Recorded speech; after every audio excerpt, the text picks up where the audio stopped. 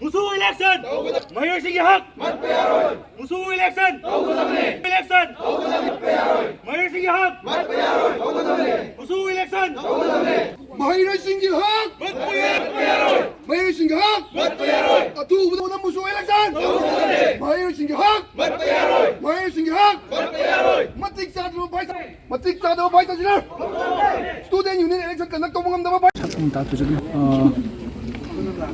Manipur की ख्वाइदगी अवांग मथाक्ता लैरिबा मनपुर की maheiroisingna ओइनादि ख्वाइदगी अवांग मथाक्ता लैरिना खनजैबा अखोय Manpur university की MUSU की इलेक्शन पांथोक्तबसिना मरम ओरकांदा तमलिबा छात्रसिंग असिगी अवाबा अमसुंग थेंगरिबा खुदोंचादबसिंगसे सिसिंगसि पुनमक्सि छात्रगी रिप्रेजेंटेशन सि लैतबना मरम ओरकांदा कनादा वाकतकनी कनादा हाजगनी अमसुंग थेंगरिबा अवाबसिंगसि हाजनबा मफम लैतबा मरम ओरकांदा छात्रसिंगसिदा असुकमति अवाबा अमसुंग नुंगाइतबा अदुगा हाइफम खंगदबा कंप्लेन तौफम लैतबा अदु मयामसे अखोय अथॉरिटीना ताबीनबगिदमक्ता छात्रजिंगी ओरिबा रिप्रेजेंटेटिव ओइगदोरिबा MUSU की अखोय इलेक्शन असि ngarang han election committee semkhra matungda huzik MUSU की इलेक्शन असे अथु मतुमदा पांथोकपिनबा अथॉरिटी सिंग मफमदा लैबा MU दा तंबा छात्रसिंगना हौनरबा तौदना khongjang chancellor हरिब इलेक्शन असी पांथोक्त्रगदि अखोय छात्रसिंगनि मायoktaगिदि माइकैदगिदि अचौबा khongjang am chancellor कइनो हरकांदा छात्रसिंग असिना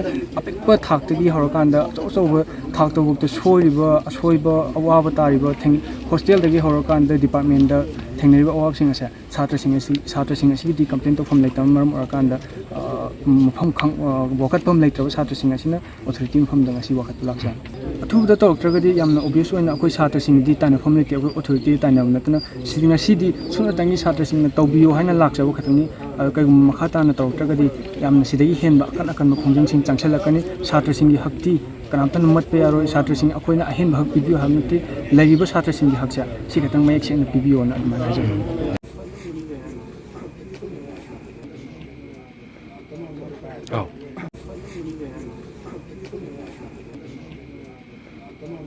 Oh.